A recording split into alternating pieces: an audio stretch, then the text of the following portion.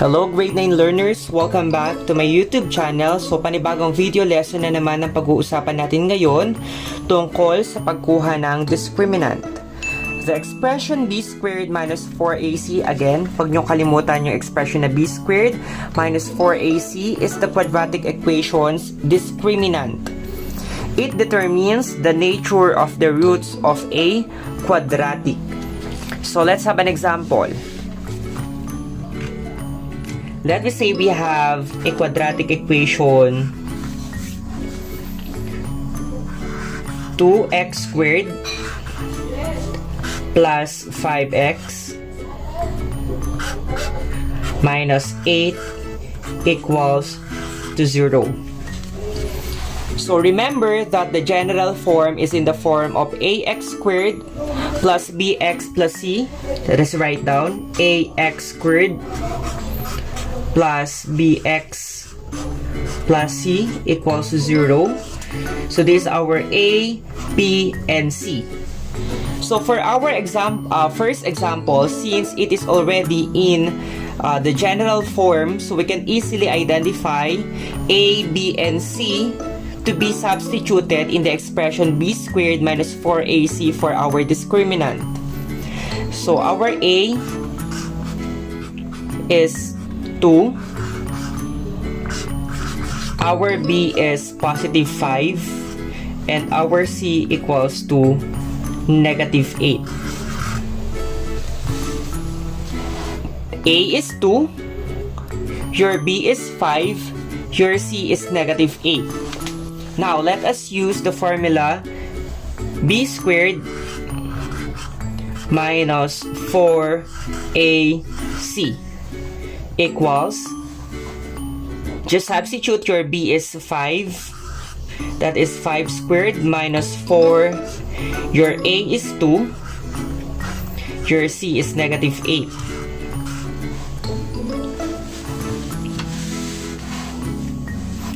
Then equals 5 squared is 25,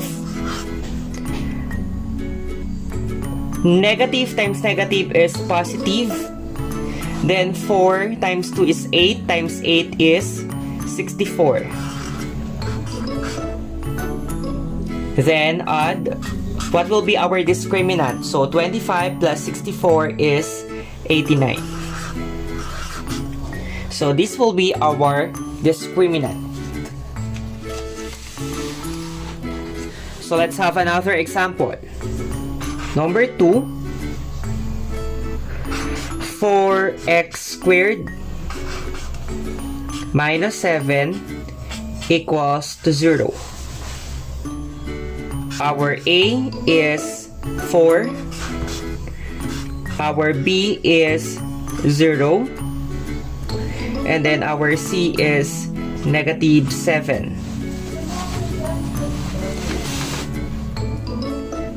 So our b is 0 kasi wala naman tayo ditong linear. Yung linear term, yung kasama ni x. Okay? Then, b squared minus 4ac to get the discriminant. So, your b is 0 minus 4 times 4 times negative 7 equals, negative times negative is positive. So, 4 times 4 is 16 times 7 is 112. So therefore our discriminant is 112. Let's have example 3.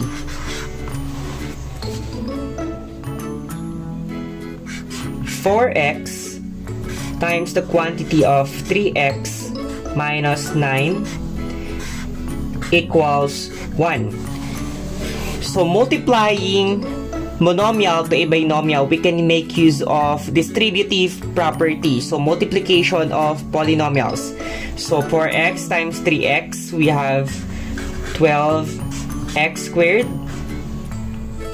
Then negative 4 times 9 is 36x Then, yung 1 ay ililipat natin dito sa my left side. So, it will become negative 1 equals to 0. Now, we can easily identify the values of A, which is 12. B is negative 36. And then, C equals 0. For our third example, we have 3x minus 1 times the quantity x plus 4 equals to 5. So that is multiplying binomial by binomial. So we can make use of the FOIL method. So FOIL method stands for first terms, outer terms, inner terms, and last terms. So let's start. So first terms, 3x times x, we have 3x squared. Again, first terms, 3x times x, we have 3x squared. Then outer terms, 3x times 4, we have positive 12x. Then inner terms, negative 1 times x, we have negative x. And then last terms, negative 1 times positive 4, we have the negative 4 equals to 5. Then combine like terms, so we need to add 12x and negative x. So that will be 3x squared plus 11x minus 4. Then yung 5, ililipat natin sa my left side. We just get the additive inverse. So that is negative 5 equals to 0. To simplify, we have 3x squared plus 11x. Negative 4 minus 5, we have, again, combine like terms. So, negative 4 minus 5, we just combine negative 4 and negative 5, both constants. So, we have the negative 9 equals 0.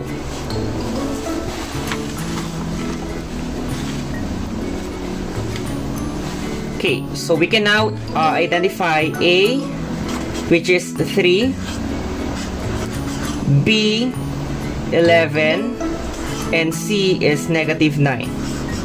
So we have b squared minus 4ac.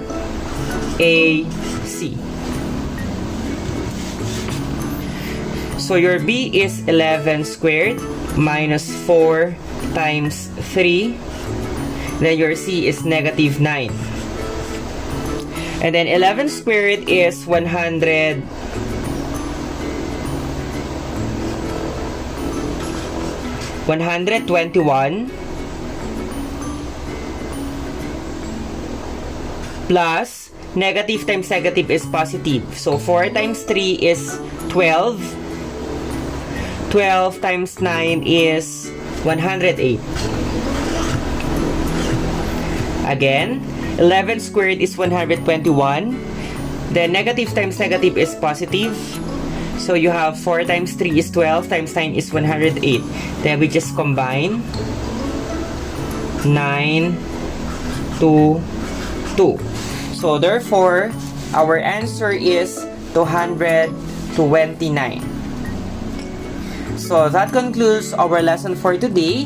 So don't forget to like and share it with your friends and classmates. So see you on our next video lesson.